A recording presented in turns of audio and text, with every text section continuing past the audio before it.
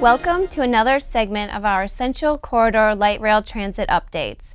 I'm Janelle Tummel with the City of St. Paul. There's been a lot going on with the Central Corridor since our last update, and construction is already underway. We're excited to have some very special guests with us today to let us know how the project is moving along. Joining us today are Shoua Lee, Community Outreach Coordinator with the Metropolitan Council, and John Maczko, City Engineer with the City of St. Paul Department of Public Works. So Shoua, where are we at right now with construction? Well, first I want to say thank you for having us today. Right now we are working on construction in the downtown area, and we'll be finishing the utility relocation on that this year. We are also working in the capital area, while construction will begin work after Labor Day. And starting next year, we'll be on University Avenue in 2011, the western part of University Avenue, and then the eastern part in 2012. The U of M area, we're working on road improvements this year, and so there's quite a bit going on. It sounds like it. And so John, all this construction, all these moving parts, how do you keep it coordinated? Well, it's sometimes very difficult, Janelle, but we have weekly coordination meetings. There's numerous people involved, the Metropolitan Council, City of St. Paul, Public Works, and all of the stakeholders, the contractors, the utilities, etc., meet to deal with issues. We also meet with the community to get feedback from them on what's going right and going wrong.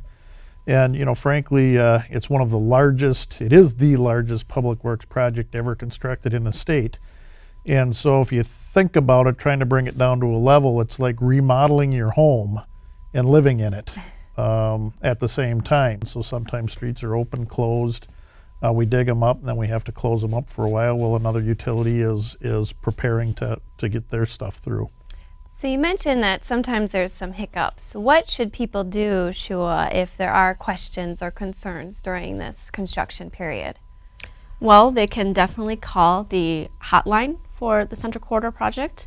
We'll be posting that in the construction areas, the blue signs with the phone number, and that's a 24-hour hotline, and people with different languages can call up, and then they'll send out emails and call several different individuals, so that way you don't have to contact several individuals on your own. Right. You can also always contact the outreach coordinators, and we have information on our website that's continuously being updated. We do email alerts, and even the outreach coordinators speak several different languages, so that's also a big help as well. That's wonderful. So when issues arise with business or property owners, what steps are taken then to resolve them? Well, first we try to identify what the problem is and see if we can resolve it. It might be something as simple as the access is blocked because a construction vehicle was parked in the way. It might be something that someone's got an event coming up this weekend and maybe we can work around it and work with them.